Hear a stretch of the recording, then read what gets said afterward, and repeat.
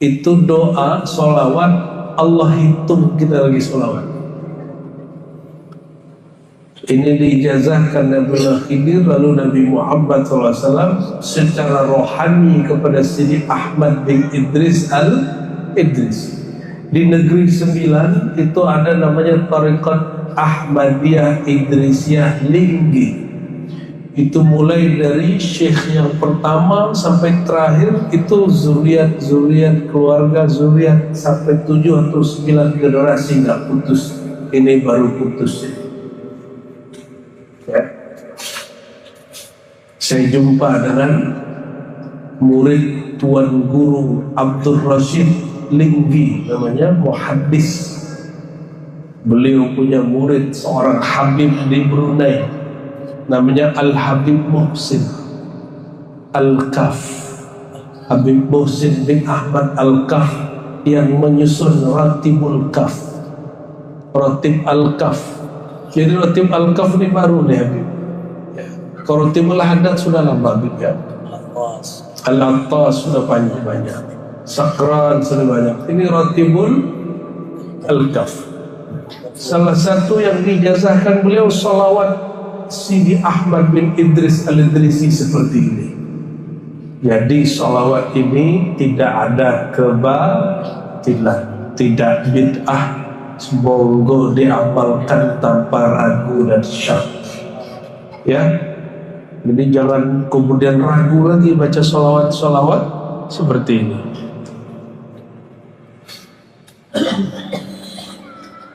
Kita masuk ke doanya. Allahumma kama anta ahlu. Ya Allah, sebagaimana selayaknya Engkau. Ada yang tahu selayaknya Allah bagaimana? Hah? Ada yang tahu selayaknya Allah? Selayaknya Allah hanya Allah yang tahu.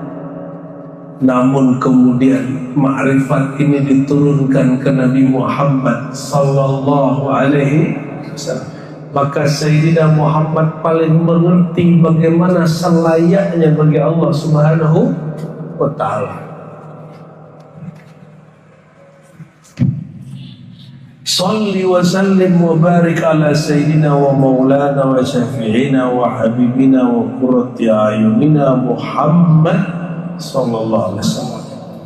Sayyidina, Maulana, Syafi'ina, Habibina, Qurratu A'yunina, ini bagian dari nama Sayyidina Muhammad SAW. Jadi beliau ini bernama As-Sayyid, bernama Maulana, bernama Syafi', bernama Habib, bernama Qurratu A'yun. Kalau buka kitab Dalail jumpa nama Nabi lebih dari 200, benar nggak? Dan ini bagian dari nama beliau. Dalailul Khairat Imam Jazuli, Tariqat Jazuliyah, cabang dari Syaziliyah.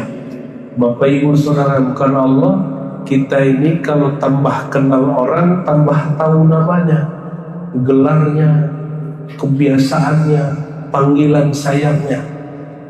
Kiai sama istri punya panggilan khusus gak? Rahasia katanya. Karena kalau beliau panggil bisa datang kapanpun ya. Nanti kalau dikasih ke saya, nanti ke saya datangnya. Ada panggilan rahasia. Itu dia. Seorang kekasih juga punya panggilan rahasia kepada Sayyidina Muhammad sallallahu alaihi wasallam. Rahasia itu bukan berarti yang lain nggak tahu, tapi maksudnya dia panggil dengan nama ini dan orang nggak tahu kalau itu adalah namanya ya. Sallallahu alaihi wasallam. Lanjut dikit lagi nyampe ke yang paling pentingnya. Kama huwa aluhu nas'aluka Allahumma bihaqqihi. Ya Allah, kami memohon dengan keberkahan, dengan hak kemuliaan Nabi Muhammad SAW. Ini namanya tawassul bizatil Mustafa. Tawassul itu ada 3 jenis. Tawassul dengan asma dan sifat Allah. Contoh, ya arhamar rahimin birahmatika ya arhamar rahimin, dengan rahmat Engkau ya Allah. Rahmat itu sifat Allah. Kita doa, ya Jawad ya Jawad ya Jawad ya Wajid ya Wajid, ya Ghani ya Mughni aghnina amma siwa. Kita namanya bertawassul dengan asma. Ada tawassul dengan amal soleh. Orang yang terjebak masuk goa, di dalam goa masuk, tiba-tiba ketutup oleh batu sakhrah, maka orang ini yang bertiga sebut sebuah amal dia yang paling ikhlas dan mengatakan, ya Allah, jika betul aku ikhlas, tolong buka. Yang satu kebuka sedikit, yang satu lagi buka sedikit, yang terakhir kebuka lagi semua. Itu tawassul dengan amal soleh. Adakah amal soleh tanpa orang soleh? Nah, inilah perbedaan Ahlus Sunnah dengan Wahabi. Paham? Bagi Wahabi boleh tawassul dengan amal soleh, tapi tidak boleh tawassul dengan orang soleh, kecuali orangnya hidup dan ada di hadapan. Nah, ini kita kasih tahu kepada Wahabi. Kami tidak benci Wahabi. Bagi Anda, bagi antum, Nabi itu mati dan tidak ada di hadapan. Tapi bagi kami, Nabi itu yang wafat cuma tubuhnya, ruhnya, nurnya masih menyebar dan ada di sekitar kita, bahkan tidak pernah berpisah dari kita. Oleh karena itu, bertawassul dengan Nabi bagi kita tawassul dengan hadir al-hayy. Maka kaidah Wahabi tidak masalah. Apa kaidah Wahabi? Boleh tawassul dengan orang soleh yang hidup dan ada di hadapan. Hidup ada di hadapan. Nabi Muhammad SAW hidup atau mati? Hidup atau mati? Hidup atau mati? Hidup atau mati? Oke, yang kencang dong ya. Para syuhada boleh nggak kita sebut mati? Lebih mulia Nabi atau para syuhada?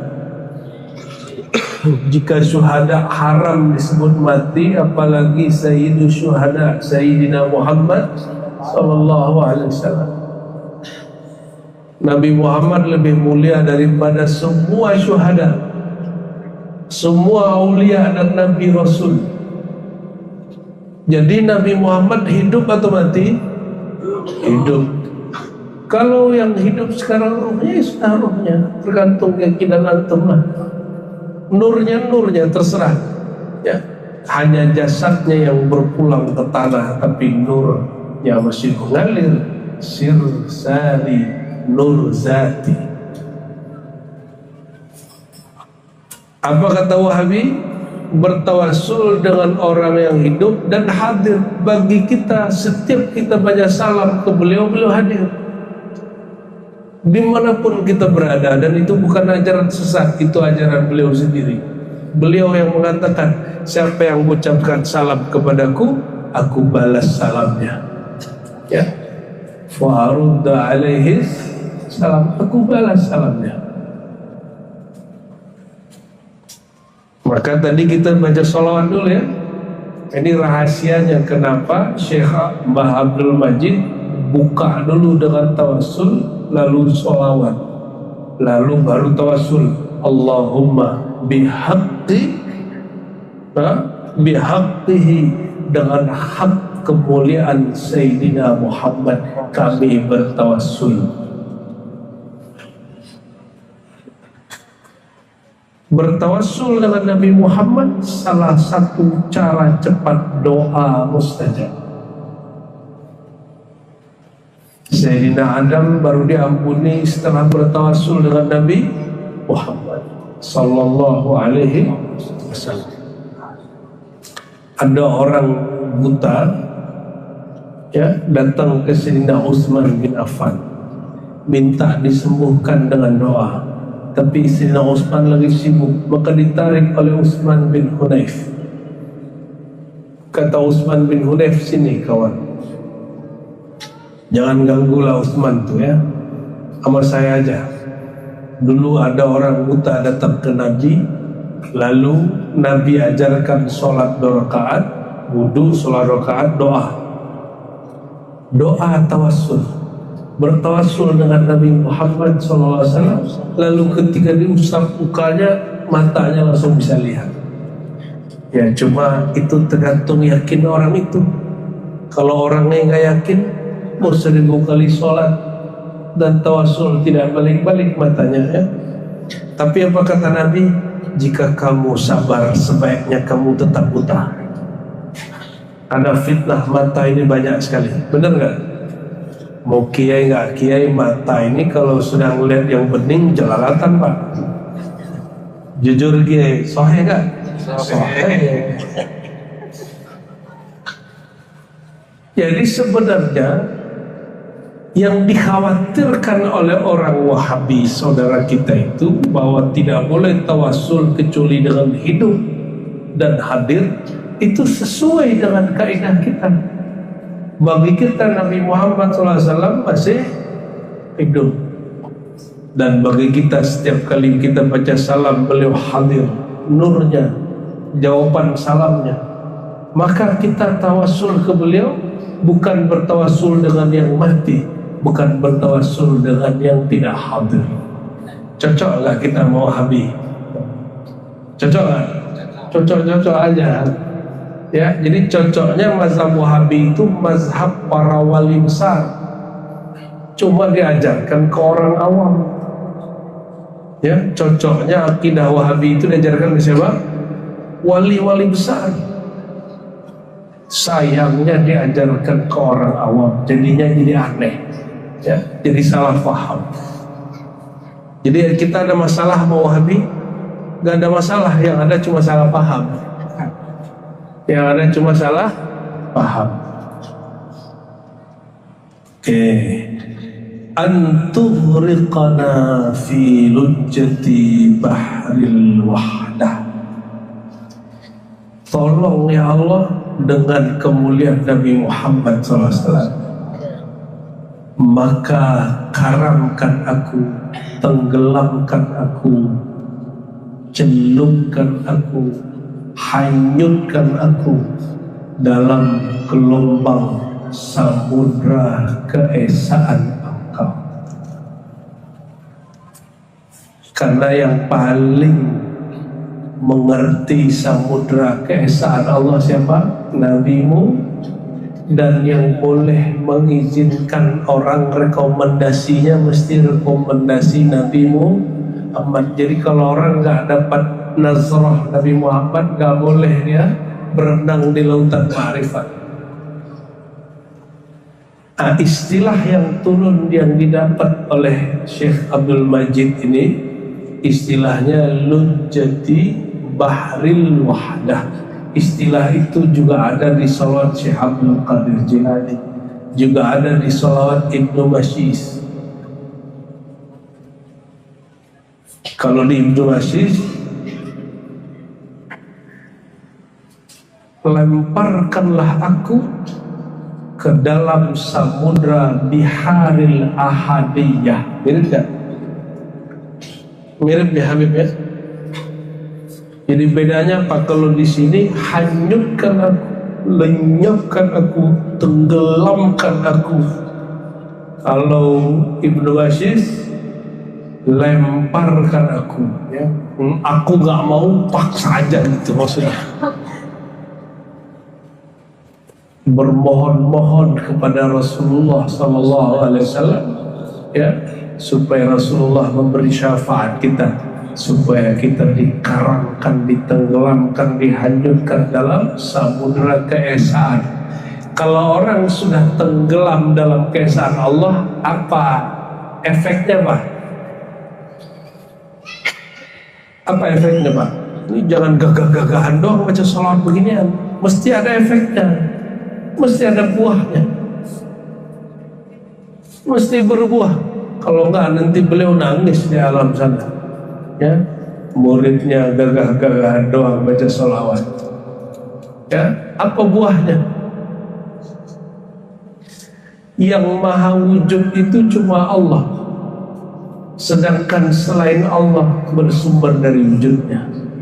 Maka al-wujud hakiki wujud Allah, selain beliau, selain dia, hanya limpahan dari wujudnya. Nih muqaddimah, baru muqaddimah. Kita nggak boleh dalam-dalam amat ini, karena majelisnya majelis am. Ya, ini pakai akidah Asy'ari aja. Imam Asy'ari yang menyusun sifat 20, apa kata beliau? Wujud itu dua aja. Wujud yang ada dengan zatnya, wujud yang ada karena diwujudkan oleh zat pertama. Wujud yang kedua siapa? Wujud diadakan oleh wujud yang disebut al-mawjud, ya, bi ghairihi, yang wujud karena diwujudkan. Kita ini wujud sendiri atau diwujudkan Allah? Maka dalam bahasa akidah kita dicipta, tapi dalam bahasa ma'rifat kita divoidkan, dapat limpahan wujud. Nah, beda nggak? Apa perbedaan dicipta dengan dilimpahkan? Kalau dicipta tadi tiada menjadi ada. Ini bahasa ahli akidah. Kalau bahasa perindu pecinta, bahasanya void, limpahan. Kita ini terlimpah dari wujud Allah SWT. Maka kita ini limpahan wujudnya, tapi kita bukan wujud Allah. Kita ini hanya limpahan dari wujud, tapi kita tidak langsung. Wujud Allah melimpah pertama kali menjadilah Nur Muhammadi, An-Nur Al-Muhammadi, karena tercipta dari Nur Allah, maka disebut Nur Zati. Sedangkan kita ini Nur Idhafi, ya, Nur Wasfi. Kita ini Nur yang bercabang, yang terpancar dari Nur Sayyidina Muhammad Sallallahu Alaihi Wasallam. Makanya Bapak Ibu kalau baca sholawat rindu. Kenapa? Seperti anak rindu sama ayahnya, seperti anak rindu dengan leluhurnya, seperti seseorang rindu dengan kampungnya. Pakai kampungnya mana? Oke, di mana itu? Di Kabupaten Keburaya. Dari sini Pontianak. Pulang berapa sekali? Sekali sebulan, sekali berapa? Oh, udah jadi orang sini. Udah tergadai orang sini, jadi sini orang sini, ya. Oh, sudah dibeli sama orang Mampawa. Cintanya sudah tergadai, ya. Alhamdulillah. Tapi masih rindu kampung nggak, gitu? Rindu kampung. Tapi kampung sejati bukan lahirnya jasad ini. Kampung sejati ketika nur kita terbit pertama kali. Sallallahu Alaihi Wasallam. Masya Allah, Masya Allah. Jauh Ustaz. Ini Habib ini ketikira orang Yaman, ternyata orang Jawa Tengah. Jawa Timur, ya, Garbia, Syarqiyah. Di mana itu Habib? Madura. Idan antum Maduri summa Nabi, ya. Oh, berarti kenal dengan Kiai Ali Wafa, ya? Kiai Ali Wafa, Syekh Ali Wafa ini punya Bunten. Beliau ini mursyid tariqah Naqsyabandiyah Muzhariyah, punya anak orang alim, boleh disebut di antum dengan Arab maklum misalnya. Ya, jadi sekampung dengan Habib gitu, ya. Itu guru saya, Habib. Anak juga ke orang Madura, ya. Alhamdulillah. Baik.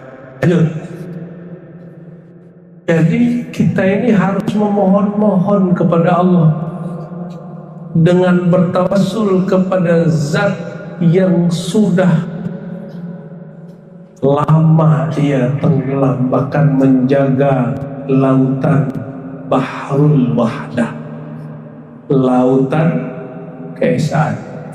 Lalu kalau kita betul-betul sudah tenggelam dalam samudra keesaan Allah, apa efeknya?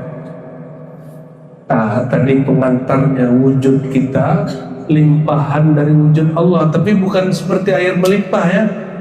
Nah, itu menyerupakan Allah dengan makhluk dan tidak boleh. Bukan, ini hanya istilah. Hanya apa? Hanya istilah. Tertib akli, mustalah lughawi, ya istilah-istilah bahasa aja. Hakikatnya hanya Allah Subhanahu wa taala yang tahu. Laisa kamitslihi syai'un, hanya Dia yang tahu bagaimana Dia. Huwa kama huwa ahlu. Itu maknanya tadi. Maka ketika Allah tiupkan ruh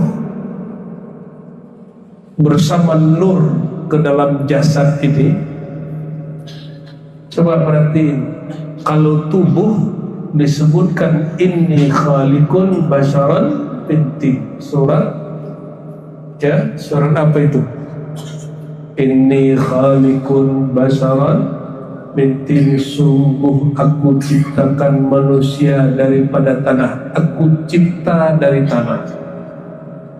Surat Sad ayat 70, 172, 73, coba perhatikan nanti ya, dicek di rumah, mungkin nomornya bisa geser dikit. Setelah sempurna, nafakhtu fihi min ruhi, aku hembus roh. Maka roh dihembus, sedangkan tubuh dicipta. Maka istilah Quran ada yang makhluk, ada yang manfur. Itu istilah Quran. Kalau dalam ayat yang lain, dalam surat apa misalnya, surat yang kita biasa baca rakaat kedua hari Jumat, surat apa? Itu mah standar itu. Setelah surat sajadah, Al-In, ya, Al-In, faja'alnahu sami'an basira. Di Quran ada khalaqa, ada ja'ala. Kalau Quran sendiri itu ja'alna, kami jadikan. Quran itu bahasa Arab. Ja'alna itu bukan ciptaan. Dan Allah menyebut pendengaran kita, pandangan kita, bukan mata. Kalau mata dicipta. Kalau pandangan disebut di Quran, kami jadikan pada tubuhnya, pada matanya pandangan, kami jadikan pada telinganya pendengaran. Jadi Allah nggak sebut istilah sama dan basar pada manusia sebagai makhluk, meskipun dia makhluk, tapi Allah sebut. Kenapa? Supaya orang ini nanti tenggelam dalam samudra keesaan. Gimana maksudnya? Dalam hadis Imam Bukhari. Nah, ini yang paling inti yang mau saya sampaikan malam ini. Semoga paham. Paham nggak paham? Semoga paham. Paham nggak paham? Fa'ilam tafham al-yawm satafham ghadan. Fa'ilam tafham al-ghadan, fa'ilam tafham al-ghad, satafham ba'da ghad. Fa'ilam tafham fil hayah, satafham ba'dal mamat. Kalau nggak paham sekarang, semoga paham besok. Nggak paham besok, semoga paham besok lagi. Nggak paham besok lagi, paham setelah mati. Amin ya rabbal alamin. Apa kata Nabi SAW? Allah berfirman, "Fa'idha ahbabtu, jika aku telah cinta kepada hambaku." Kalau bahasa sholawatnya, apabila aku telah tenggelamkan dia dalam lautan cinta keesaanku. Ini bahasa sholawatnya. Kalau bahasa Nabi-nya Bang, Allah berfirman hadis qudsi, "Fa'idha ahbabtu, jika aku sudah menenggelamkan dia dalam cintaku." Kita ini kalau cinta ingin kekasih kita ikut kita, benar nggak? Maunya kita, maunya dia tunduk sama kita. Nah, itulah egonya cinta. Itu sifat Tuhan, jangan dipakai. Itu sifat tuh jangan dipakai.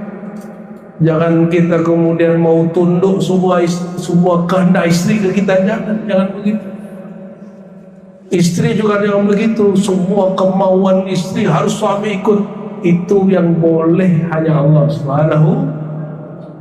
Apa kata Allah, jika aku telah tenggelamkan hambaku dalam cintaku, dalam samudra keesaanku, kuntu sam'ahu alladhi yasma'u bih, aku tukar samaknya jadi samakku, aku ganti basornya, pandangannya dengan pandanganku, aku ganti semua jeroan dia, semua batin dia adalah pancaran dari sifat-sifat ma'ani. Ya, kira-kira begitu. Maka jika dia memandang dengan pandangan Allah. Jika dia mendengar dengan samanya Allah. Coba cek, ada nggak di istilah itu? Ada nggak di ujung salawat? Hatta la nara wa la nasma' wa la najid wa la nuhis wa la nata'arraf wa la nas'un illa biha, sehingga kami tidak memandang, tidak merasa, tidak mendapat, tidak bergerak, tidak diam, tidak memutuskan apapun kecuali biha, dengan sir cinta keesaan Allah Subhanahu wa ta'ala. Itu dia batal atau sahih ini. Batal apa sahih ini? Sahih sesuai dengan Sahih Al-Bukhari. Situlah.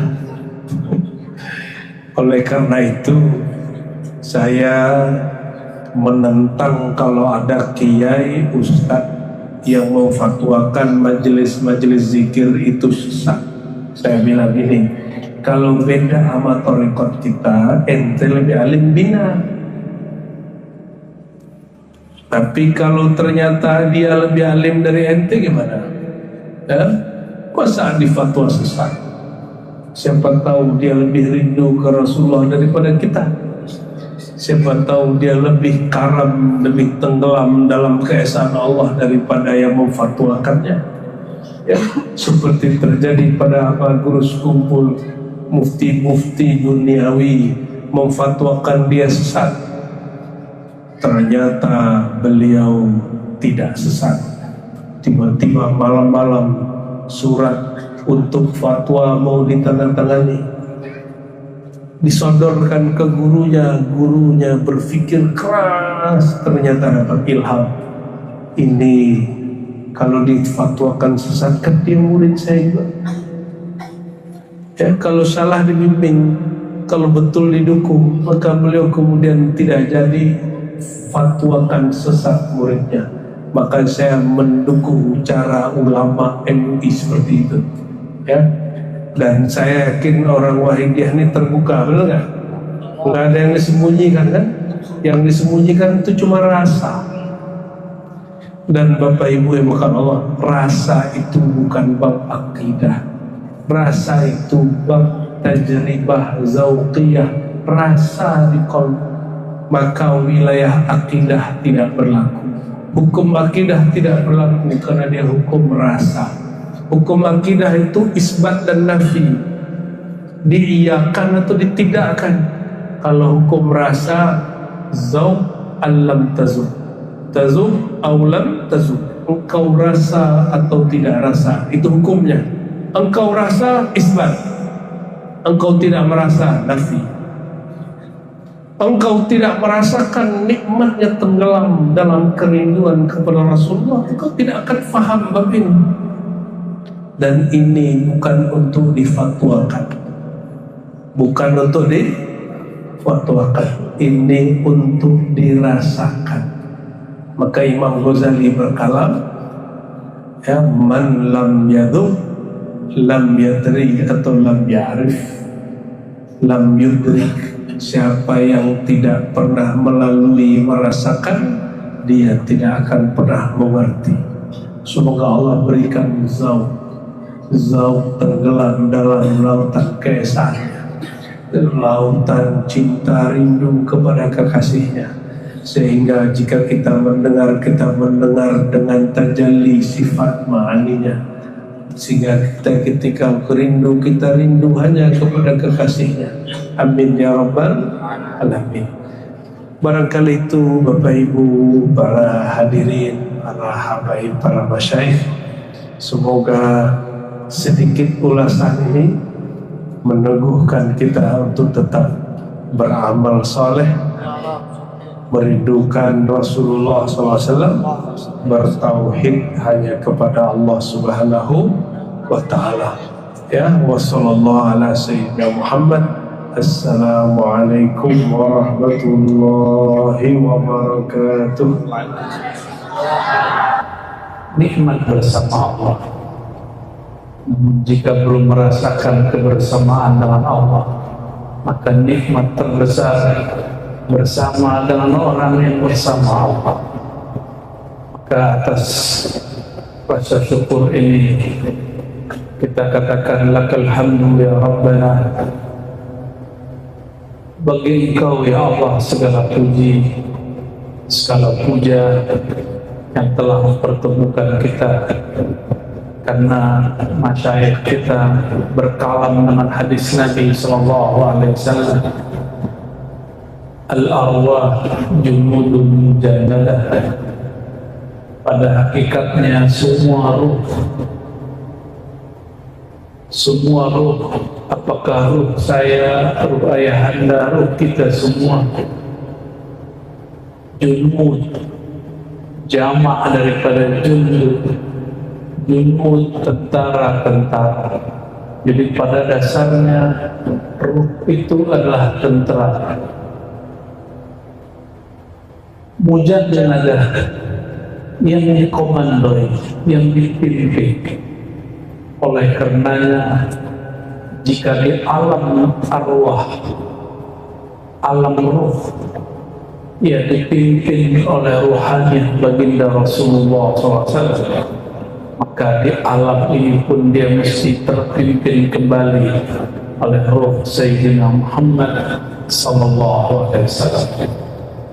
Maka nikmat ini akan sempurna kita syukuri apabila kita bersalawat kepada ruhaniyah Nabi Muhammad sallallahu alaihi wasallam. Assalatu wassalamu alaika ya abul arwah, salatu wassalamu alaika ya ruhal arwah. Semoga kasih sayang Allah senantiasa tercurah kepada ruh, sumber dari semua arwah, kepada ayahanda semua ruh, Sayyidina Muhammad sallallahu alaihi wasallam.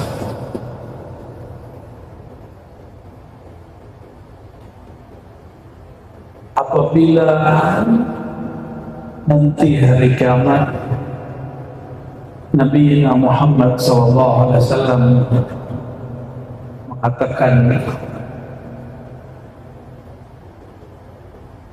orang-orang terbaik, orang-orang terdekat, aulakum aqrabukum ilayya, orang-orang yang paling dekat kepadaku nanti di hari kiamat, di saat semua orang panik, semua orang ketakutan, semua orang gelisah, semua orang tidak ada yang merasa aman.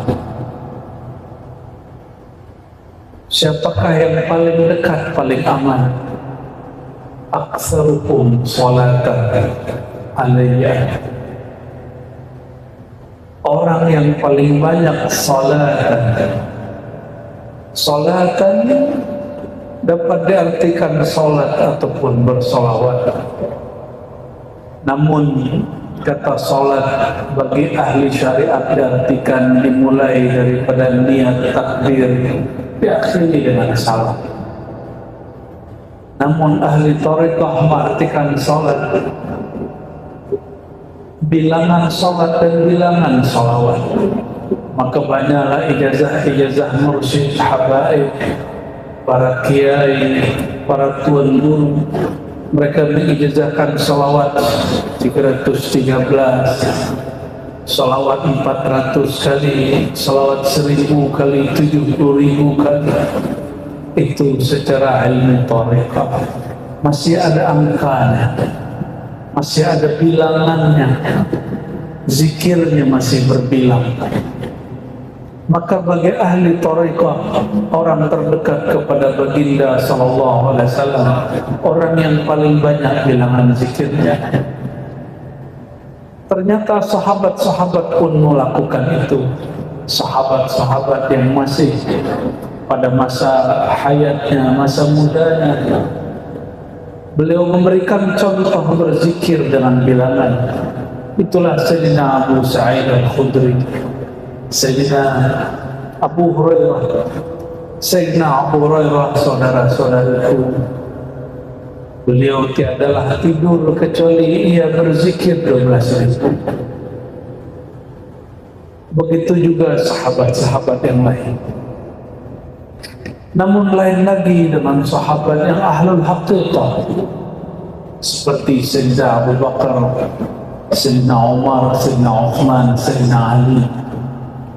Ketika Sayyidina Ali bertanya kepada Rasulullah SAW, "Ya Rasulullah, dullani ala aqrabil turuq ila Allah."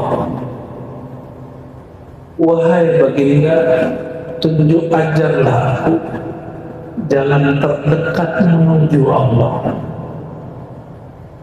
jalan paling cepat, paling pendek menuju Allah Subhanahu wa ta'ala. Lalu baginda SAW mengatakan, "Wahai Ali, jalan terdekat kepada Allah adalah zikrullah." Bagi ahli tarekat diartikan zikrullah, zikir bilangan angka. Tapi bagi ahli haqiqah, zikrullah itu mengenal yang disebut, mengenal yang diingat. Lain dengan ahli marifat, ianya memandang kepada yang punya nama, memandang kepada zat yang punya nama, kepada sifat yang punya nama, kepada perbuatan dan gerak yang punya nama. Lain jalan, lain yang dirasa, lain tingkatan, lainlah azwaq dan rezeki yang Allah beri. Malam ini mungkin kita sama-sama duduk, tapi saat bersalawat, rezeki, nikmat, zauq yang Allah berikan lain. Itulah kayanya Allah Subhanahu wa ta'ala.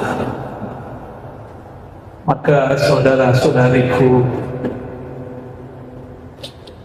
jika disebut dalam hadis Nabi tadi, orang yang paling dekat kepadaku, orang yang paling pertama kali aku selamatkan nanti di akhirat, aktsarukum salatan alayya, orang yang paling banyak salatan, yang paling banyak mengenal hakikat Sayyidina Muhammad sallallahu alaihi wasallam. Apabila kita belum jumpa seseorang, kita sebut-sebut namanya. Apabila jauh, kita panggil wahai Tuan. Tapi jika dia sudah dekat, kata wahai hilang. Namanya pun tidak disebut, cukuplah memandang. Itulah mereka al-muqarrabun, orang-orang yang didekatkan, diundang, dijemput oleh Allah Subhanahu wa ta'ala. Oleh karenanya, siapa yang berkumpul di alam ruh pasti berkumpul di alam dunia. Alam syahadah kata orang dahulu, alamul muluk kata ahli haqiqah. Alam kita ini disebut dengan istilah seperti itu. Dalam bahasa kita disebut alam nyata, alam yang zahir. Seorang mursyid saya pernah bertanya, tapi pertanyaannya untuk mendidikkan. Ar-Razi, Allah itu zahirna, ya, tapi Allah juga batin. Bagaimana nak cara merasakan Allah yang zahir? Tadi saya lihat syair-syair ayahanda, ternyata sama dengan guru-guru saya. Ternyata jika orang sumbernya Nur Muhammad SAW, jawabannya pun sama. Namun mungkin bahasa dan istilah yang berbeza. Apa kata beliau? Razi,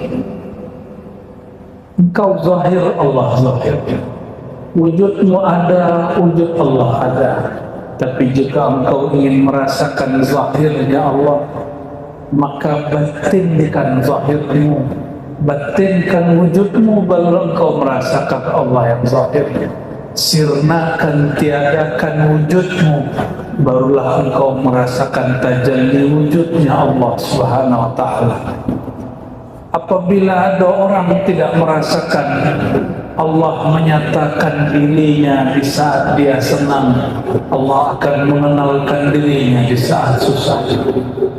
Betullah kalimat tadi, Allah wujud saat aku senang, Allah wujud saat aku susah. Jika ada orang lalai bertuhan saat dia sehat, maka Allah akan mengenalkan wujudnya saat dia sakit. Oleh karenanya, saudara-saudariku, hal kita hanya dua, imma zahir, imma batin. Ada kalanya zahir, ada kalanya batin. Orang yang saat dia sehat, Allah tiada dalam pikirannya, Allah tiada dalam kalam bicaranya, Allah tiada dalam geraknya, maka Allah tegur dia, dibuatlah dia sakit, supaya orang ini kalamnya ada nama Allah, dalam rasa dia ada rasa bertuhan kepada Allah, dalam harap dia ada harap kepada Allah Samad. Oleh karenanya tiada yang buruk bagi seorang mukmin. Lalu bagaimana dengan kata ulama ahli kalam? Rukun iman yang keenam adalah beriman kepada takdir, baik ataupun buruk. Baik buruk itu bahasa kita, sedangkan takdir bahasa Allah. Mungkinkah Allah yang mencipta hambanya lalu mencelakai hambanya? Tidak. Sebaik-baik waktu hamba adalah saat si hamba ingat kepada Allah. Sebaik-baik, sejaya-jayanya insan di saat hati dia terhubung kepada Allah. Maka entahlah dia sakit, entahlah dia sehat, tidak penting bagi Allah. Yang penting dia ingat kepada Allah. Jika dia sihat ingat Allah, Allah kekalkan sihatnya. Jika sakit menambah dia ingat Allah, Allah tambah sakitnya. Tapi masih sakitkah orang sakit jika nama Allah mengalir dari lidahnya? Jika nama Allah bercahaya di kalbunya, masih sihatkah orang yang sehat? Jika nama Allah tiada kunjung keluar dari lisannya, jika sifat Allah tiada pun dia rasa, maka orang sehat dia panik, kepala dia sakit memikirkan dunia. Taiba abdul dinar, badan dia sehat, tapi jiwa dia lelah, jiwa dia sakit karena dia cinta kepada dunia. Fi qulubihim marad, di kalbu mereka ada penyakit. Maka tuan-tuan, puan-puan, jangan mengeluh jika ada sakit, panggil namanya. Tadi saya senang ada syair hu Allah, itulah syairnya, itulah nafasnya hayatnya manusia. Apabila dia sakit dia mengatakan betul tak? Itu bunyi nafas dia. Siapa yang berkalam begitu? Para masyayikh kita dari masa ke masa, mursyid dari masa ke masa mentalkinkan zikir Allah. Tidak usah kemudian sakit kepala memikirkan dalilnya sudah dihafal sedari kecil. Qul huwallahu ahad. Jika ada orang bertanya, kita tidak usah berdebat lagi dengan Wahabi, cukup berdebat dengan diri sendiri. Kenapa qalbu ini susah mengingat ilahi? Hati keras kalau suka berdebat dengan orang, walaupun kita benar, tapi benar itu milik Allah Subhanahu wa ta'ala. Maka tuan-tuan yang makan Allah, inilah asrar kenapa baca Qul huwallahu ahad sama dengan sulutul Quran, sepertiga Quran, karena sir asma Allah tertulis mulai dari kalimat hu, Allah, ahad. Itu sudah 3 dan mencakup semua nama Allah yang ada di Quran. Baru diturunkan Allahus Samad dan lain sebagainya. Allahumma shalli ala sayyidina. Maka siapakah orang yang paling berbahagia? Man as'adun nas.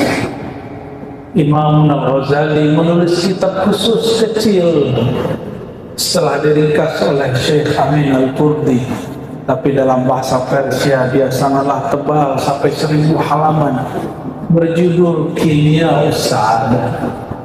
Apa kata beliau? As'adun nas a'rafuhum billah. Orang paling bahagia, orang yang paling kenal Allah, sumber bahagia, asal bahagia. Namun karena Allah tiadalah bertempat, Allah tiadalah berjarak, maka Allah berilah kita hijab kedekatan, hijabul qurbah. Itulah Sayyidina Muhammad sallallahu alaihi wasallam. Maka kepada Allah mesti berhijab. Hijab kita adalah Sayyidina Muhammad sallallahu alaihi wasallam. Hijab nur namanya. Datanglah kepada Allah dengan hijab nur.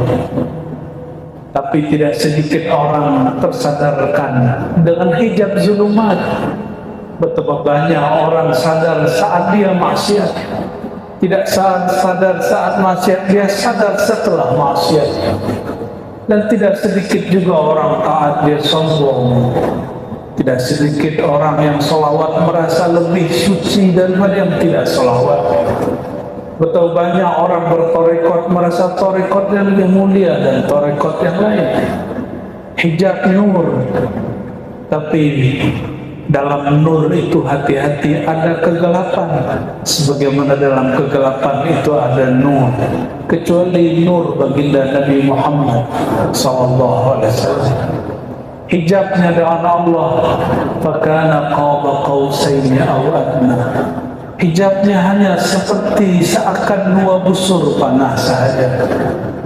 Artinya antara baginda dan Maulana Allah Taala pun masih berjarak hijab. Itu bukanlah jarak jisim, jarak tempat. Itu jarak dalam pengertian zauq. Jika dia tidak berjarak dengan Allah, maka Sayyidina Muhammad SAW akan disembah orang. Maka perlu dah dia dihijab. Satu kali munsyidah di kota Madinah bersyair, penasihat perempuan. Mungkin belum ada munsyidah perempuan.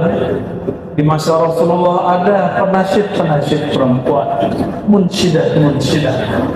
Mereka bersyair, tetapi syairnya sudah mulai menzahirkan yang ayahanda sebut sisi ketuhanan dan kehambaan. Kehambaannya hilang, malah ketuhanan yang muncul. Apa kata mereka, para munsyidah di zaman Rasulullah SAW? Di Sahih Bukhari disebutkan, para perempuan itu mengatakan, Fina nabiyyun ya'lamu ma fil ghad. Bersama kami ada seorang nabi yang tahu masa depan. Kalam ini secara hakikat sahih, tapi secara adab ma'rifat, baginda sallallahu alaihi wasallam mengharam itu. Maka kam min haqiqatin yukhaliful ma'rifah, kam min haqiqatin tukhalifu adabal arifin. Betapa banyak hakikat-hakikat jika dizahirkan dia akan melanggar adab-adab ahli ma'rifat.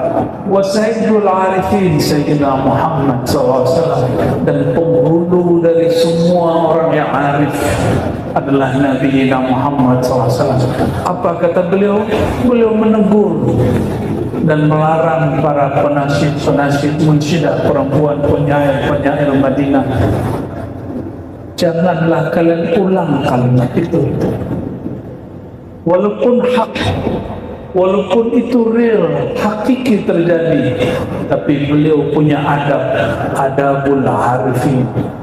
Inilah yang disebut adab kemarifatan, adab Sayyidina Muhammad SAW.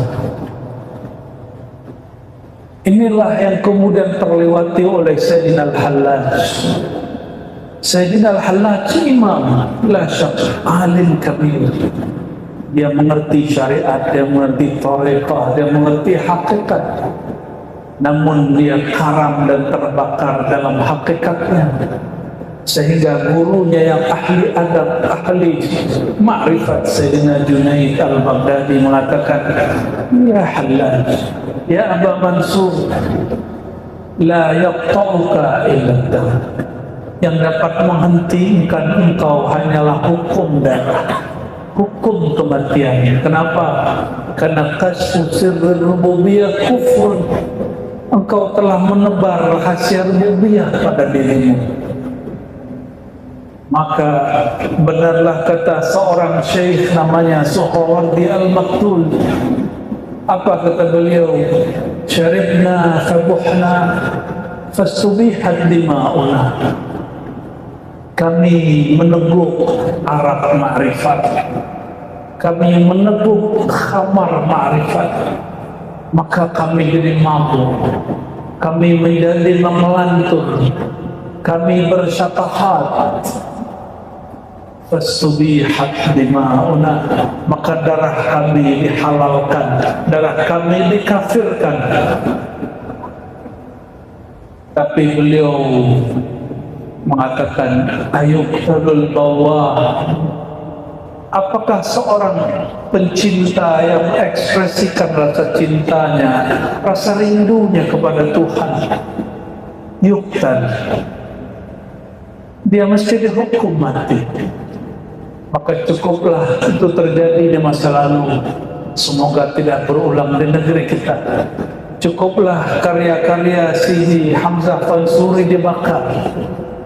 Cukuplah dulu di Banjar ada seorang syekh namanya Abdul Hamid Datuk Abulung, dia pun dihukum mati. Cukuplah Syekh Siti Jenar, dia dihukum mati. Kita mesti menjaga adab itu jika kita tidak sanggup menjelaskannya. Dan Al-Faqir hamba melihat ayahanda masih menjaga adab itu. Semoga Allah menjaga darah beliau, menjaga hayat beliau. Umat masih membutuhkan beliau. Semoga Allah memberkahi hidup kita semua, memberkahi nur yang ada dalam diri, dan menambah nurnya menjadi nurun ala nur. Allahumma ja'alna nura. Ya Allah, karamkan kami, fanakan kami, dan bakakan kami dalam nur Engkau, nurun Nabi Muhammad sallallahu alaihi wasallam. Al-Fatihah.